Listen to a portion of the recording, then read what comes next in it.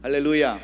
네, 저는 오늘 우리가 함께 선포한 이 하박국 3장 1절로 2절 말씀과 또 16절부터 19절의 말씀을 가지고 진정한 부흥이라는 그러한 제목으로 우리가 말씀을 나눌 때에 우리의 삶에서, 우리의 신앙 가운데서, 우리의 모든 전반적인 면에서 어떻게 하면 우리가 진정한 부흥을, 진정한 성장을 누릴 수 있을까? 우리 한번 말씀 속에서 깊은 의미를 찾고 내 삶 가운데 적용하는 저와 여러분 될 수 있기를 먼저 주의 이름으로 축원합니다. 우리들은 누구나 다 성장하기를 원하고 부흥하기를 원합니다. 이런 것들은 일상적인 면에서나 또 전반적인 면에서도 무언가 좀 더 나아지기를 바라고 원하고 또 업그레이드 되기를 원하는 것이 우리들의 솔직한 바람입니다. 그래야 좀 더 나은 삶, 그리고 좀 더 행복하고 아름다운 삶을 우리가 살 수 있기 때문이죠. 그런데 이런 부흥, 이런 성장은 여러분 신앙에도 있습니다. 그저 물에 술 탄 듯, 술에 물 탄 듯 탄 이것도 저것도 아닌 신앙생활보다는 정말 열정적이고 보람 있는 그런 신앙생활이 더 아름답기 때문입니다. 그래서 세계적인 부흥의 역사를 살펴보면 영국의 웨일즈의 부흥이 있었고요, 미국의 펜사콜라 부흥이 있었고, 여기 가까운 아주사 지역의 아주사의 부흥이 있었습니다. 그런가 하면 한국에는 우리나라에도 대부흥이 있었는데 1907년에 바로 평양 대부흥이 있었어요. 1907년 1월 평양 장대현 교회에서 열린 남자 그 사경리 기간 때에 길선주라고 하는 장로님이 그 자기 친구가 맡겨준 돈, 자기가 친구가 죽으면서 유언을 남겼어요. 우리 아내가 돈을 관리를 안 해서 잘 모르니까 자네가 좀 그 돈을 맡아서 우리 집안을 좀 살피고 아내를 좀 살펴달라고 돈을 맡겼어요. 그런데 이 길선주 장로가 사업을 하면서 그 돈 일부를 사용해 버렸습니다. 근데 그게 늘 마음이 걸렸어요. 그래서 이 부흥의 사경기 동안에 길선주 장로가 강단에 올라가서 이런 고백을 해요. 여러분, 저는 아간과 같은 사람입니다. 친구가 맡겨준 돈을 허락도 없이 제가 다 써버렸습니다. 그리고 제가 그것을 4배로 갚겠습니다 라고 이 강단에 와서 회개를 하고 그것을 선포했을 때 놀라운 성령의 역사가 그때부터 시작이 되었습니다. 이날 설교를 맡았던 길성주 장로의 모습은 마치 광야에서 죄를 회개하라고 그 선포했던 세례 요한과 똑같은 그러한 모습이었어요. 죄를 자복하며 통회하는 참석교인들의 열기는 곧 초대교회 마가다락방에서의 그러한 모습과 똑같은 그러한 모습이었습니다.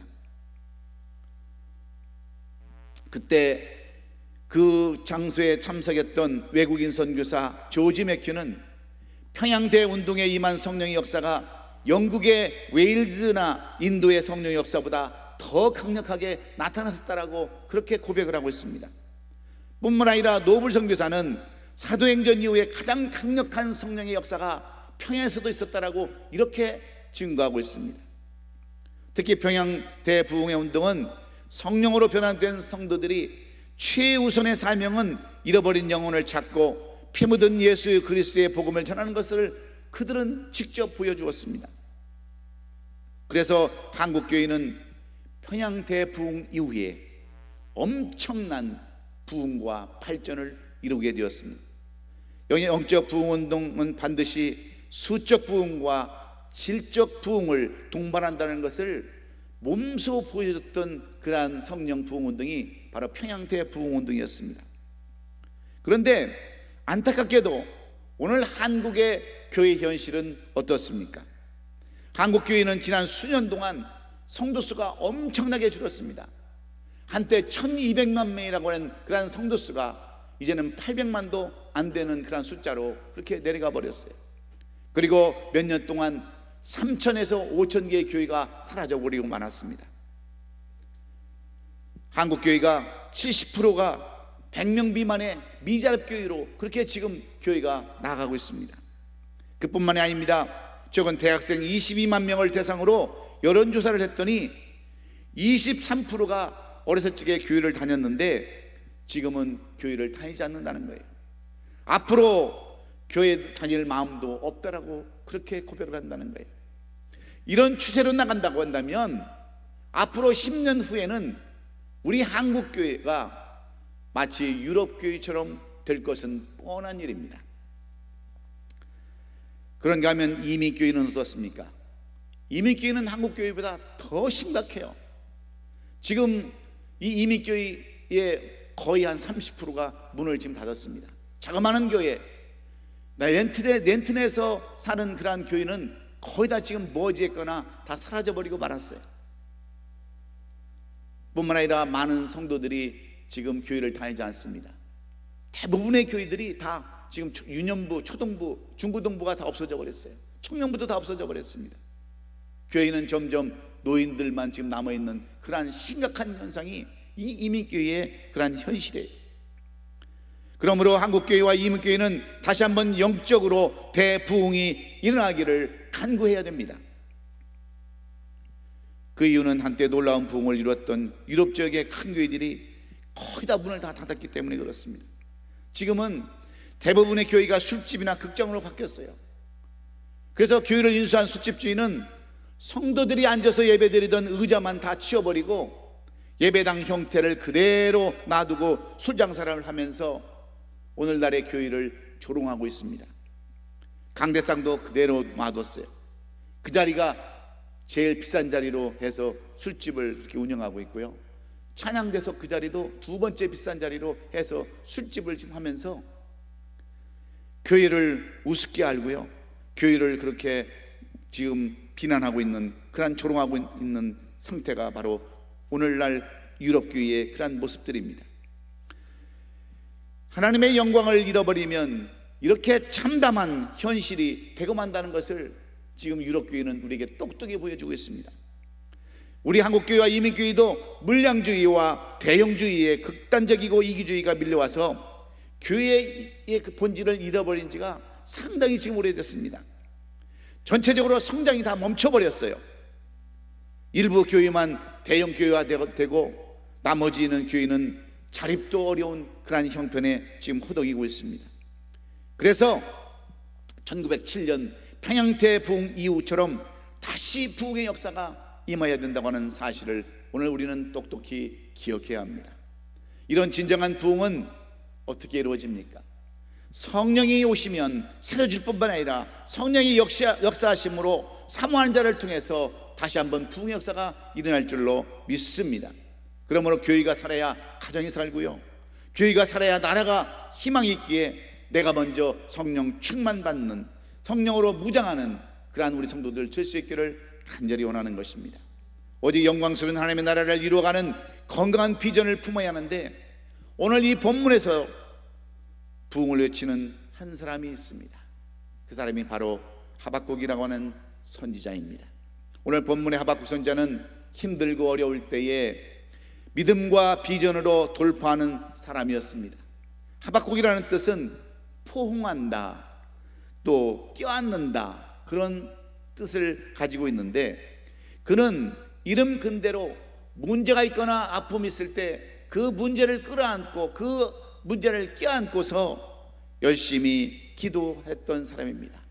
도피하거나 낙심하거나 포기하지 아니하고 그 문제들을 껴안고 오늘 본문 2절처럼 그는 기도하는 거예요. 여호와여, 주는 주의를 수년 내에 부흥케 하소서. 이 수년 내에 나타나시자는 그러한 기도로 여러분 간절히 기도하는 것입니다. 이때 이 상황이 어떤 상황인 줄 아십니까?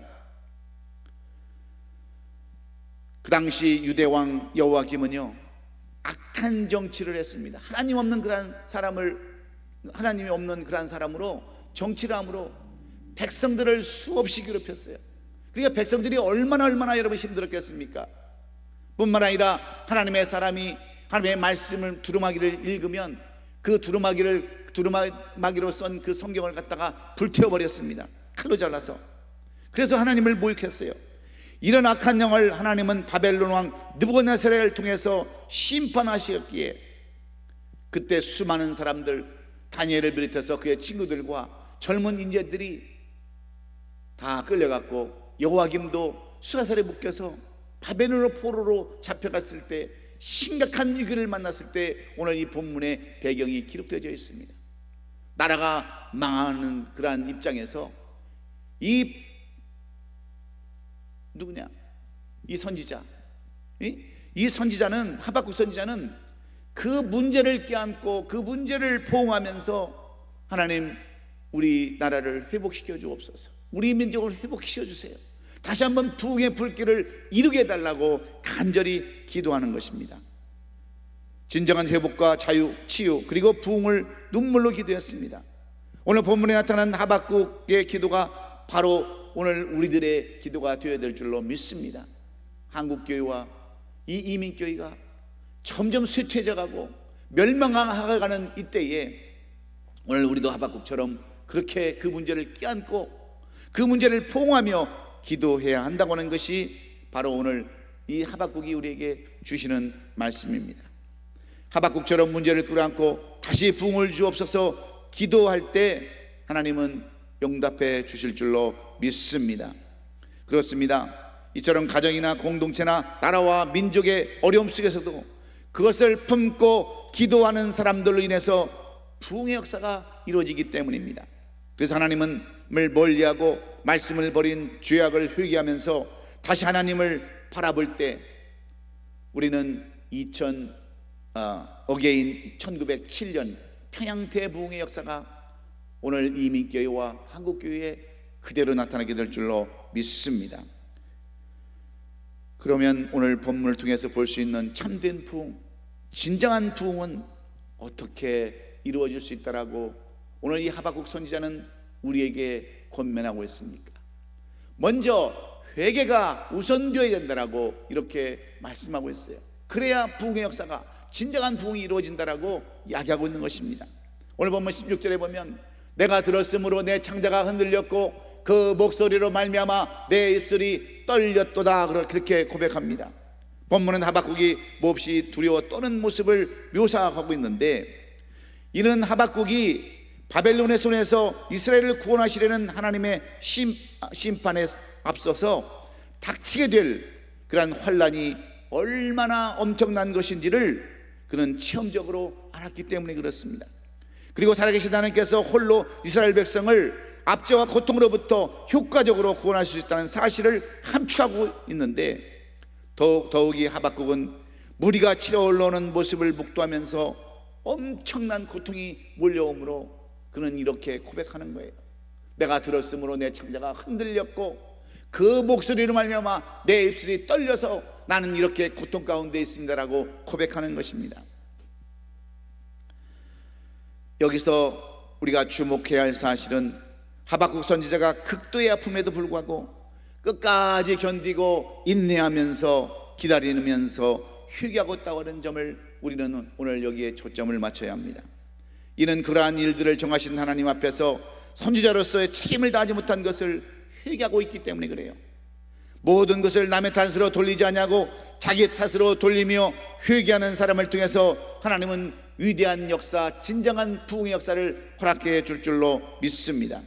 그래서 루이스라는 신학자는 타락한 시대에서는 죄 문제를 해결하는 진지한 몸부림이 사라져간다라고 이렇게 지적하고 있습니다. 이 말은 사람들이 죄에 대해서 매우 둔감하다고 하는 그러한 지적입니다. 그만큼 성도들의 죄에 대해서 듣기를 싫어하고 회개하기를 원치 않는다라고 이야기하고 있는 거예요. 그러므로 진정한 부흥, 다시 부흥을 꿈꾼다면 아주 작은 죄까지 우리는 철저하게 회개해야 성령의 역사를 우리가 기대할 수 있습니다. 하나님은 아주 작은 죄라도 용서하지 않으시기 때문입니다. 하지만 아무리 큰 죄라 할지라도 회개하면 깨끗이 씻어주시기 때문에 초대교회가 부흥할 때 베드로가 설교한 내용을 보면은 사도행전 2장 37절로 38절에 그들이 이 말을 듣고 마음에 찔려 베드로와 다른 사도들에게 물어 이르되 형제들아 우리가 어찌할까 하거늘 베드로가 이르되 너희가 회개하여 각각 예수 그리스도의 이름으로 세례를 받고 죄 사함을 받으라. 그리하면 성령의 선물을 받는다 그랬습니다. 여러분, 우리가 어떤 죄를 가지고 있을 때 그것을 하나님 앞에 다 내어놓고 회개하면 죄 사함을 받고 성령의 선물을 받는다, 이렇게 베드로는 말해주고 있습니다. 여러분, 그렇습니다. 어느 시대나 진정한 부흥의 조건은 회개였음을 오늘 우리는 알아야 합니다. 성령의 놀라운 역사는 회개할 때 일어났다고 하는 사실을 우리는 잊지 말아야 합니다. 부정직하게 장세에서 모은 돈을 나눠주며 회개할 때, 다 그것을 통하는 마음으로 내놨을 때 평양에 대붕이 있었던 것처럼 오늘 우리가 회개할 때, 진심으로 회개할 때 성령의 역사가 있을 뿐만 아니라 진정한 부흥의 역사가 우리에게도 주어지는 줄로 믿습니다. 러시아의 문호이자 작가였던 레드 톨스토이 작품 중에 이런 이야기가 있어요. 어느 목사님에게 두 여인이 찾아왔습니다. 한 여인은 자기가 너무나도 큰 죄를 저지르면서 하염없이 눈물을 흘립니다. 그런데 또 한 여인은 자기는 일생 동안 이렇다 할 큰 죄를 짓지 않았지만 자질구레한 잘못은 많다고 그랬어요. 그러자 목사님은 큰 죄를 지었다고 하는 그 여인에게 밖에 나가서 당신이 들 수 있는 그 죄를 들 수 있는 만큼, 당신이 죄를 진 만큼 그 큰 돌 하나 집어오라고 그랬어요. 그래서 밖에 나가서 큰 돌을, 그 죄를 지은 사람은 큰 돌을 가지고 하나 왔습니다. 그리고 또 작은 죄밖에 안 지었다고, 그래서 별로 회개할 것이 없다고 하는 그 여인에게는 가서 또 똑같은 돌을 주워오라고 그랬어요. 그랬더니 치마에다가 작은 새알만한 그 돌들을 이렇게 가지고 왔어요. 그런데 목사님이 이 두 여인에게 말씀을 전합니다. 이제는 그 돌을 가져온 그 자리에다 갖다 놓으라고. 큰 죄를 져가지고 큰 돌을 가지고 온 그 여인은 금방 그 돌을 갖다 놓을 수 있었어요. 어디서 가져온지를 알 수 있었어요. 그런데 작은 돌을 치마에 가져온 그 여인은 그 돌을 제자리에다 갖다 놓으려니까 어디서 주웠는지를 알 수가 없는 거예요. 그래서 목사님은 죄라는 것은 다 이렇습니다. 큰 죄를 지고 회개한 사람들은 그것을, 은혜를 금방 갖다 놓을 수 있지만 작은 죄를 회개하지 않고 있는 사람들은 그 죄가 어디서 왔는지도 모르고 회개하지도 못하는 것입니다 하면서 두 여인을 놓고 간절히 기도했다고 하는 그런 내용들이 바로 톨스토이가 쓴 작품 중에 기록이 되어 있어요. 무슨 얘기입니까? 하나님은 회개하는 사람을 만나주신다는 거예요. 큰 죄를 지었어도 회개하면 만나주시고 걷어주시지만 작은 죄를 지었어도 회개하지 않는 사람들은 늘 책망받고 어려움 가운데 있다고 하는 것을 분명하게 우리에게 말씀해 주는 내용들입니다. 참된 부흥은 진정한 회개로 시작되기에, 진정한 회개는 너 때문이다, 그런 것이 아니라 바로 내 탓입니다, 가슴을 쥐어짜는 이것이 바로 참된 회개이기에, 오늘 여러분들 교회가 부흥하지 못하고 성장하지 못하고 이런 것들은 다 남의 탓으로 돌리지 마시고 다 내 탓이라고 회개하며 하나님 앞에 나갈 때 비로소 진정한 부흥, 진정한 성장, 진정한 부흥이 그때부터 시작된다고 하는 것, 이 하박국 선지자가 말씀하시는 내용을 여러분 귀담아 들어서 우리도 내 탓으로 모든 것을 돌리며 이제 회개하고 전도에 힘쓰시는 저와 여러분 될 수 있기를 예수님의 이름으로 축원합니다. 두 번째로 오늘 하박국 선지자는 우리가 진정한 부흥을 이루려면 어떻게 되는가? 성령의 능력이 임해야 된다라고 가르쳐주고 있습니다. 오늘 보면 17절로 18절에 보면 하박국 선지자는 오늘 비록 무화과나무가 무성치 못하며 포도나무에 열매가 없으며 감람나무에 소출이 없으며 밭에 먹을 것이 없으며 우리의 양이 없으며 유황간에 소가 없을지라도 나는 여호와로 말미암아 즐거워하며 나의 구원의 하나님으로 말미암아 기뻐하리로다, 이렇게 고백합니다. 여러분, 무슨 말씀입니까? 한마디로 말해서 나에게는 아무것도 없다 할지라도, 무화과나무에 꽃이 피지 않고 열매가 없다 할지라도, 포도나무가 없을지라도, 감람나무에 소출이 아무것도 없을지라도, 밭에 먹을 것이 없고 우리의 양도 없고 소가 없고 아무것도 없을지라도 나는 그저 즐겁고 기쁘다, 그런 말이에요. 왜 그런지 아십니까? 18절에 잘 나왔잖아요. 나는 여호와로 말미암아 즐거워하고, 여호와 때문에 즐거워하고 나의 구원의 하나님으로 말미암아 나는 기뻐하노라. 내가 아무것도 먹을 것도 없고 아무것도 누릴 것도 없지만 나는 그저 여호와로 말미암아 기뻐할 수밖에 없고 즐거워할 수밖에 없고 그 구원 때문에 나는 이렇게 행복할 수밖에 없다라고 이 하박국 선지자는 고백하는 겁니다. 더 영적으로 해석하면 성령 충만하기 때문에 이런 모든 것을 이길 수 있는 능력이 임했다고 하는 거예요. 여러분, 성령 충만하지 않냐고 어떻게 아무것도 없는데 기뻐하고 즐거워할 수 있겠어요? 성령 충만한 사람은 없어도 항상 즐겁고 기쁜 줄로 믿습니다. 그 성령 충만 받는다는 게 얼마나 중요한지 몰라요. 미국의 무디 목사님이 그 부흥의 운동이나 영국의 웨일즈 지방에서 일어난 부흥 운동은요, 성령의 나타나심이었습니다. 놀라운 성령의 역사 안에서 치유와 뜨거운 기도 운동과 더불어 표적이 그곳에 나타났어요. 웨일즈 부흥 운동 때는 어른들은 물론이거니와 어린아이들까지 금식하며 기도했습니다. 그때 어린아이들에게도 환상이 나타나고요, 지옥불을 보고 예수님께 피했다고 하는 그러한 간증이 수없이 많이 나왔습니다. 많은 사람들이 성령의 능력을 체험하게 되었어요. 바로 이 성령의 능력이 1907년에 평양 장대인교회 사경에도 임했습니다. 집회 때마다 엄청난 그 성도들, 남자가 1,500명 정도 모였고 여자들은 들어갈 자리가 없어서 다 밖에서 이렇게 마당에서 돗자리를 깔고 앉았는데, 여기서부터 새벽 기도가 시작됐어요. 그러므로 우리는 성령의 능력만이 우리의 진정한 그리스도인으로 살아갈 수 있음을 우리는 깨닫고서요, 오늘도 우리가 회개하면서 기도하되 성령 충만 받기를 위해서 기도하면 반드시 교회는 진정한 부흥을 이룰 수 있다고 하는 사실을 오늘 이 하박국 선지자는 우리에게 보여주고 있는 것입니다. 그러면 여러분, 성령 충만은 왜 받아야 합니까? 성령을 받아야 여러분 사명을 감당할 수 있기 때문에 그래요. 노동이나 운동은 육신의 힘으로 얼마든지 할 수 있습니다. 초중고등학교 교사나 대학 교수들은요, 지식의 힘으로 얼마든지 가르칠 수 있어요. 그런데 주님의 일은 육신의 힘이나 지식의 힘으로 행할 수가 없는 겁니다. 오로지 성령의 힘으로만 할 수 있는 것이 주의 일이에요. 주님의 일을 하기 위해서는 그래서 능력을 받아야 되는 겁니다. 초대교회 120문도가 마가다락방에서 모여서 열심히 기도했을 때 그들은 성령의 세례를 받지 않았습니까?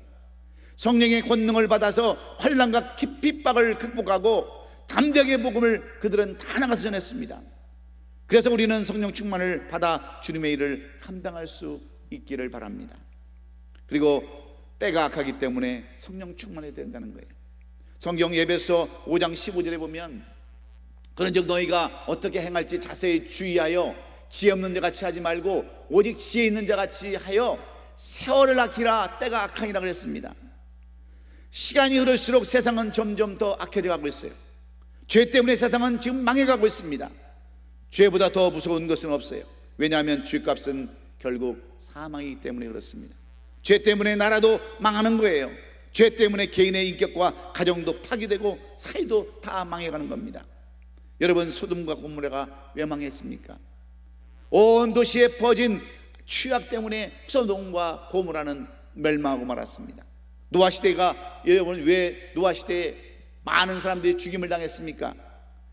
죄와 죄 때문에 홍수의 심판을 받게 된 거예요.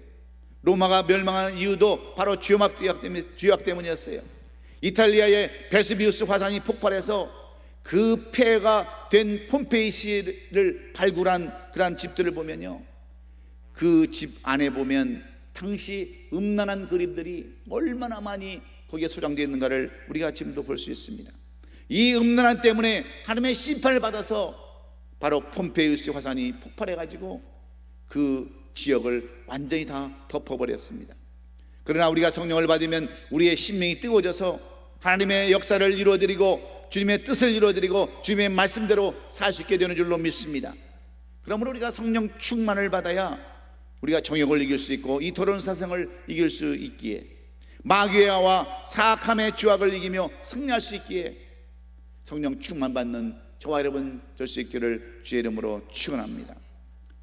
우리가 잘 아는 세계적인 복음 전도자 빌리 그레이엄 목사님은 100년 만에 한 사람 태어날까 말까 한 그런 사람이었습니다. 1918년 3월 어느 농부의 집에서 태어났는데 그는 어렸을 때부터 어머니를 따라서 교회를 다녔습니다. 고등학교를 다닐 때까지 정말 교회를 다녔지만 그냥 왔다 갔다 하는 그러한 신앙인이었어요. 그러다가 이 교회에서 잭슨 목사님을 모시고 부흥을 하는데 거기서부터 그 말씀의 은혜를 받습니다. 그 말씀이 이 빌리그람의 그 마음을 파고 들어가는 거예요. 그러면서 거기서 큰 은혜를 받습니다. 가슴이 뜨거워지고 성령의 불에 가슴이 들어왔어요. 그래서 그는 땅바닥에 주저앉아서 일주일 동안을 울었습니다. 그런데 그 잭슨 목사님이 이런 얘기를 하는 거예요. 그래 아마 이제부터 너는 말씀을 증거하는 자가 되어라 하는 음성을 주셨어요. 그래서 그때부터 신앙교회 가가지고 목사가 되어서 전 세계를 복음화시키는 그러한 유명한 목사님으로 여러분 그가 쓰임을 받았던 것은 무엇 때문입니까? 말씀이 그에게 들어와서 성령 충만함을 받아가지고 그는 세계적인 복음 전도자, 유명한 그러한 목회자가 될 수 있었습니다. 그래서 이 목사님이 마지막으로 그렇게 고백하는 내용이 무슨 내용인 줄 아십니까? 내 속에 성령이 계시지 않으면 나는 한 줌의 흙에 불과하다라고 그는 그렇게 고백을 했어요. 성령 충만 없이는 살 수 없다라고 그렇게 고백하면서 마지막까지 사명 감당하다가 주님의 부르심을 받게 된 것입니다.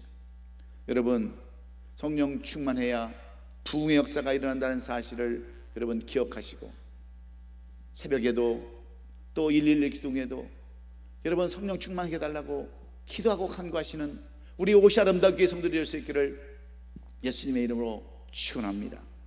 마지막으로 오늘 이 하박국 선지자는 어떻게 해야 우리가 진정한 부흥을 이룰 수 있다라고 여러분 권면합니까? 영혼을 살리는 복음운동, 구령운동. 이 구령운동이라는 것은 복음운동입니다.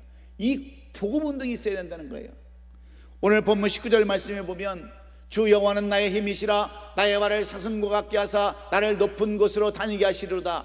이 노래는 지휘하는 사람을 위하여 내 수금에 맞춘 것이니라. 이것은 시편에 있는 그러한 기사의 내용과 비슷한 내용입니다. 여기서 가장 핵심이 되는 말씀이 바로 나의 발을 사슴과 같게 하사 나를 높은 곳으로 다니게 하시리로다 하시는 말씀입니다. 사슴은 높은 곳을 힘있게 뛰어다니는 동물입니다. 약해 보이지만 험난한 산악지방에서는 유유히 뛰어다니는 사슴과 사슴의 발과 다리는 힘이 있는 거예요. 아래로 미끄러지지도 않습니다. 유연성이 있어서 높은 곳을 잘 오르는 거예요. 그래서 나를 나의 높은 곳으로 다니게 하시리로다. 이것은 다른 차원의 삶을 얘기하는 겁니다. 높은 곳을 다닌다고 하는 그러한 의미는요, 말은 승리의 삶을 산다고 하는 거예요. 하나님이 주시는 힘으로 살아갈 때 전혀 다른 삶을 살 수 있다라고 그렇게 고백하는 것입니다. 하나님 우리에게 전혀 다른 삶을 살아갈 수 있는 힘을 공급해 주시는데 여러분 그것이 무엇인 줄 아십니까? 그것은 바로 영혼을 살리는 복음운동인 줄로 믿습니다. 사랑하는 성도 여러분, 우리의 신앙 중심은 어디에 있습니까? 우리의 신앙 중심이 어디에 있어요? 바로 십자가와 부활에 있습니다. 십자가와 부활이 우리의 신앙의 중심부에 있습니다. 그래서 우리가 복음을 사랑하고 자랑하고 복음을 붙잡는 이유가 바로 여기에 있는 거예요. 기독교는 십자가에서 끝나지 않습니다. 복음의 이야기는 십자가에서 부활로 이어지는 거예요. 만약에 십자가로만 끝난다고 한다면 기독교는 한 젊은이, 그 젊은이를 추억하는 종교로 끝날 거예요. 그러나 그분은 무덤에서 사흘 만에 다시 살아나셨어요. 하나님의 아들은 무덤에서 다시 일으키셨어요. 그래서 부활이 복음의 정점인 것입니다.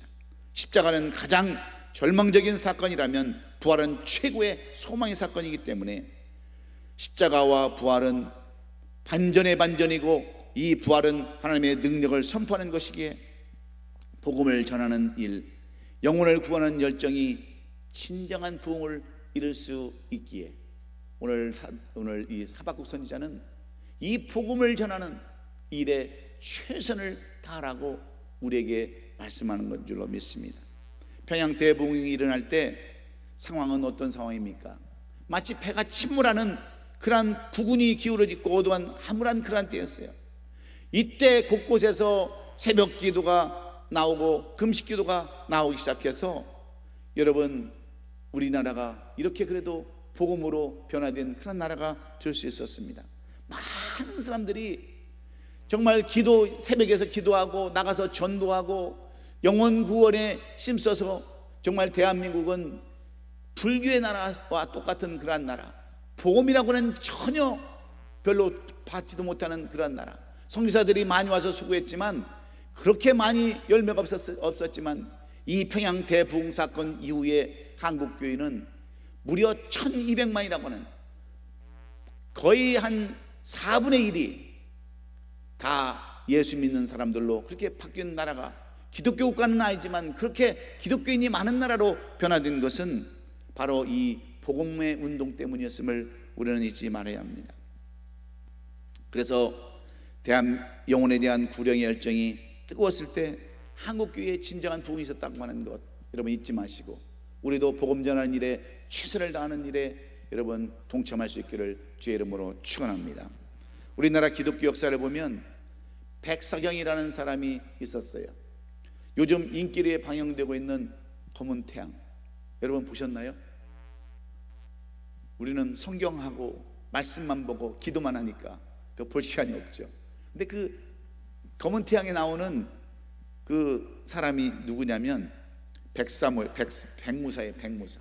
근데 이 백무사가 아니고 백사경이라는 사람이 있었어요. 이 사람은 어떤 사람이었느냐? 시각장애인입니다. 그래서 먹고 살 게 없어서 뭘 하냐면 점을 쳤어요. 그래가지고 점을 치는데 얼마나 귀신같이 맞추는지 문전성시를 이루는 거예요. 돈을 엄청나게 벌었습니다.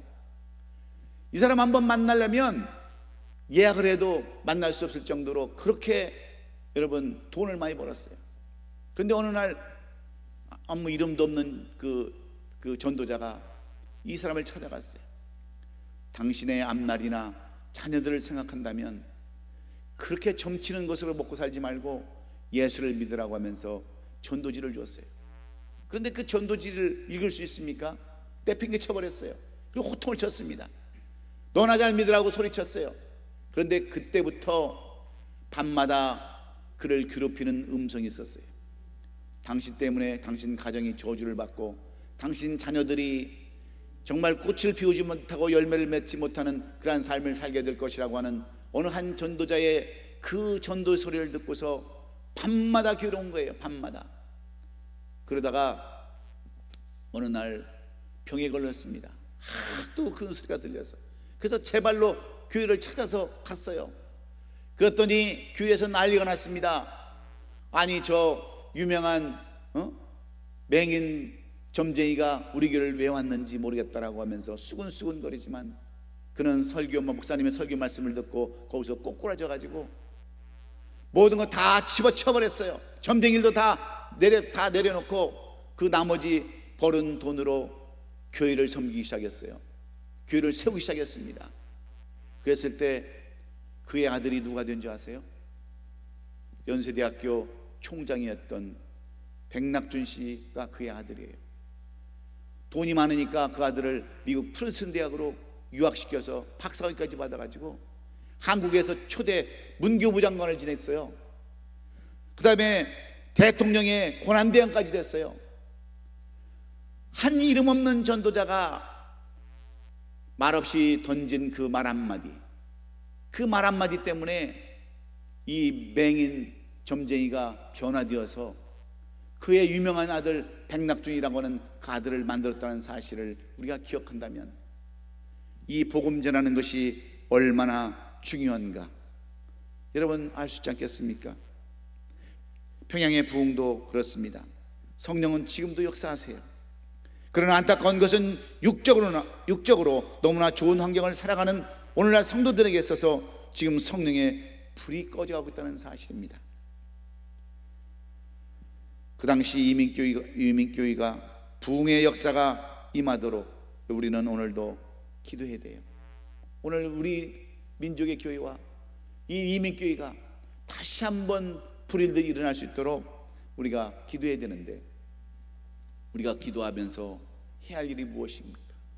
영혼 구원, 이 영혼을 살리는 복음 운동에 우리가 적극적으로 힘써 나갈 때 교회는 이제 부흥의 역사를 경험하게 될 줄로 믿습니다. 우리 모두가 온전히 하나님의 손에 붙들려서 다시 영적인 회복을 이끌어가는 부흥의 주역들이 될 수 있기를 예수님의 이름으로 축원합니다. 기도하겠습니다.